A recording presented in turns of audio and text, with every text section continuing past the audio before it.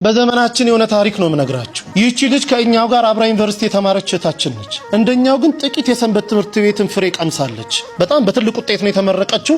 ስራ እንደምታገኝ እርግጠኛ ስለነበረች እናት አባቷን ከገጠር ይዛ መጣች። እዚህ እነሱን ጥዬ መምጣት አልችልም፣ አዲስ አበባ ኖራለሁ ብላ ከገጠር ይዛ መጣለች። ስራ ቢፈለግ የለም።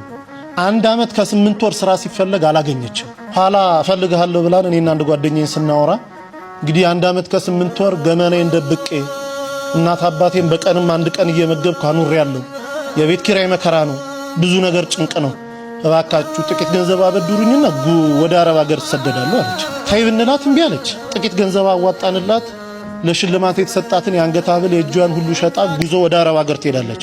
3 ወር እንኳን መስራት አልቻለችም። እግሮቿ ማበጥ ጀመሩ። ማበጥ ሲባል ዝም ብሎ ማበጥ አይደለም። በኢሞ ፎቶ ልካ ስናየው አንድ እግሯ በራሱ 3 ሰው ያነሳው መምጠቱ።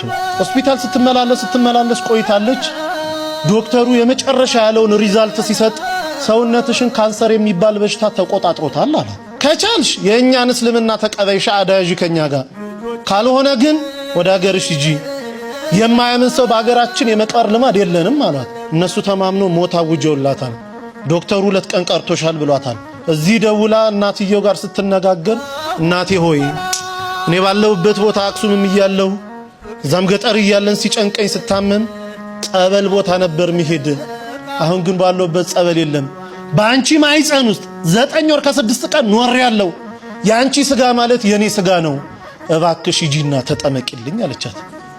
የተልኮ ጥምቀት ማለት ይሄ ነው። ሂጂና ተጠመቂልኝ፣ በአንቺ ስጋ እመቤቴ እኔን አጥምቃት ትፈውሰኛለች፣ አምናታለሁ፣ ሂጂ አለች። ለካ እናትየው እግራቸውን ያማቸዋል። እሳቸውም ጳጉሜ 1 2 3 2013 ዓመተ ምህረት ልደታ ታውቁታላችሁ እያስባለሁ ሜክሲኮ። ልክ ሲገቡ እዛ በስመ አብ ወወልድ ወመንፈስ ቅዱስ አሐዱ አምላክ አሜን፣ ይቺ ጥምቀት የኔ ጥምቀት አይደለችም፣ ልጄ ባለችበት ቦታ አጥምቂልኝ ትላለች እናት እየገባች። ተጠምቆ ሲወጡ 3 ቀን ነው ተጠምቆ የወጡት።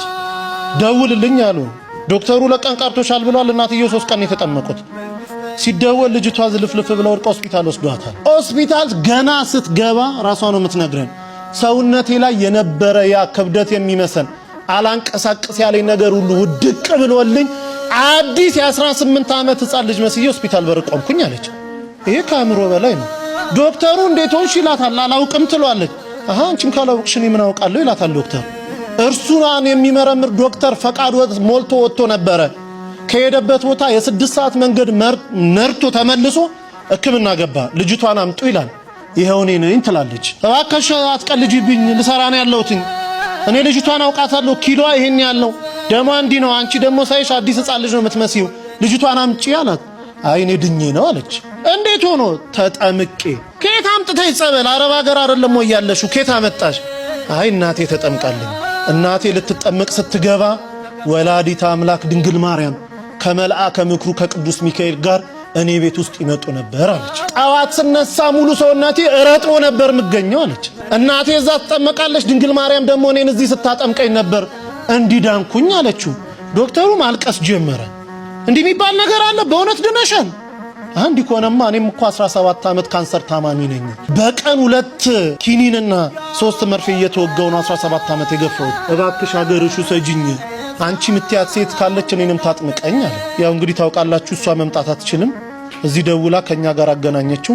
ሰውዬው እዚህ የገባው ሐሙስ 10 ሰዓት ላይ ነው ማታ። አሁን ወስዳችሁ ካላጠመቃችሁኝ አለ። ብንለው ብንሰራው በፍጹም። በኋላ ተደውሎ በአረበኛ የሆነ ነገር አለችው። ተረጋጋ። ለሊት 9 ሰዓት ላይ ተነስቶ ውሰዱኝ አለ። ስንሄድ ቤቱ ተዘግቷል። ገና በር ላይ ካህኑ እየከፈቱ ነው። አብሮ ገባ። ንባባቱን ደሞ አጣኑን አንድ ላይ ተደርጎ ውስጥ ከሰማ በኋላ የመጀመሪያ ተጠማቂ ሆኖ ገባ። እንደገባ መጮን ይጀምራል። ሲወጣ ሆስፒታል ውሰዱኝ አለ። አረባክ እንደው ቢያንስ 1 ሱባኤ ሳምንት ተጠመቅ። በፍጹም። ከዛች ሴት ጋር ሳወራ እኔ ቤት ውስጥ ይሸተኝ የነበረው ሽታ አሁን እዚህ ቦታ ሸቶኛል። እሷ ስታወራ ሁሌ የሚመጣው ሽታ እኔ ጋር አለ። እባካችሁኝ ውሰዱኝ። ከውስጥ የጥቁር ነገር እየጮኸ ሲወጣ ይቻለው፣ እንደ ጉም ደመና ወጥቶ ሲወጣ ይቻለው፣ ውሰዱኝ አለ። ሆስፒታል ተወሰደ። ምርመራውን ጠበቀን። ሲመጣ ካንሰር የሚባል የለብህም ተባለ። አላምንም ኢትዮጵያውያንን አለ። ዶክተሮቻቸው እንዴት ናቸው? 17 ዓመት የተያዝኩትን እንዴት የለም ትሉኛላችሁ አለ። አይ አገሬ ሄጄ ይመረመራሉ። ሄዶ ሲመረመር የለብህም ተባለ። አሁን ግብጽ ቤተክርስቲያን እዛው ተጠምቆ ሚስቱም 3 ልጆቹን ተጠምቀው ያገለግላሉ።